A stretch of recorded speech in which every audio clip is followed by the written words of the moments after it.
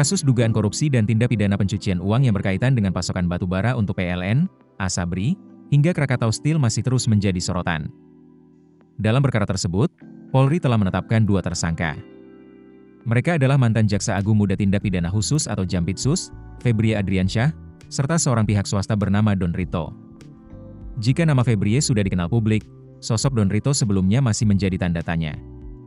Kini, identitas Don Rito mulai terungkap melalui keterangan kuasa hukumnya, Handika Hanggowongso, serta Koordinator Koalisi Sipil Masyarakat Anti Korupsi atau KOSMAK, Ronald Loblobly. Menurut Handika, Don Rito merupakan pemilik kafe Declan Signature dan Coin Money Changer yang berada di kawasan Cipete, Jakarta Selatan. Kedua lokasi tersebut sebelumnya digeledah oleh tim gabungan di Treskrimsus Polda Metro Jaya dan Kortas Tipikor Polri pada 8 Juli 2026. Dalam penggeledahan itu, polisi menemukan uang tunai dalam berbagai mata uang.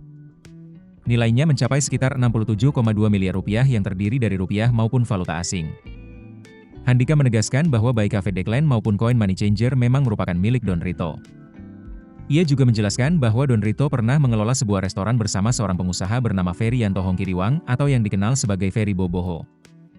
Saat itu restoran tersebut masih bernama Gontran Carrier dan menyajikan hidangan khas Prancis. Namun, kerja sama bisnis itu disebut mengalami kegagalan. Setelah Ferry mengundurkan diri, Don Rito mengambil alih pengelolaan usaha secara penuh. Nama restoran kemudian diubah menjadi Declan dan diklaim berkembang lebih baik. Keterangan tersebut juga dibenarkan oleh Koordinator KOSMAK, Ronald Loblobly. Menurut Ronald, Don Rito memang dikenal bergerak di bidang bisnis kuliner dan money changer. Namun, Ronald juga mengungkap informasi lain yang menjadi perhatian. Ia menyebut Don Rito merupakan teman dekat Febrie Adriansyah. Keduanya disebut merupakan alumni Universitas Jambi. Selain hubungan pertemanan, Ronald mengatakan Don Rito juga dikenal sebagai pengacara yang kerap direkomendasikan kepada para tersangka kasus korupsi. Menurut Ronald, dalam sejumlah perkara, Don Rito diduga menjadi kuasa hukum yang direkomendasikan kepada pihak-pihak yang sedang berhadapan dengan proses hukum. Ia juga menyampaikan dugaan bahwa Don Rito berperan sebagai pihak yang melakukan komunikasi dan negosiasi terkait penyelesaian perkara. Selain itu, Ronald mengungkap dugaan bahwa Don Rito juga menjadi nomine atau pihak yang dipinjam namanya untuk mengelola aset yang diduga berasal dari tindak pidana pencucian uang milik Febrie Adriansyah. Menurutnya, aset-aset tersebut diduga dikelola melalui berbagai perusahaan. Sementara itu, secara hukum, Don Rito telah ditetapkan sebagai tersangka dan dijerat dengan pasal-pasal dalam Undang-Undang Tindak Pidana Pencucian Uang serta ketentuan dalam KUHP baru. Sedangkan Febrie Adriansyah dijerat dengan pasal-pasal tindak pidana korupsi dan tindak pidana pencucian uang. Meski telah ditetapkan sebagai tersangka, hingga saat ini Febrie belum ditahan.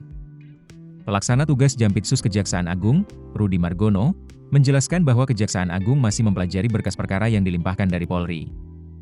Proses pemeriksaan alat bukti dan unsur-unsur perkara masih berlangsung sebelum langkah hukum selanjutnya dilakukan.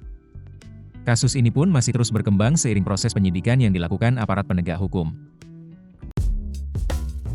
Keputusan bisnis terbaik datang dari data, bukan tebakan. Mudah berlangganan Business Insight dengan subscribe with Google.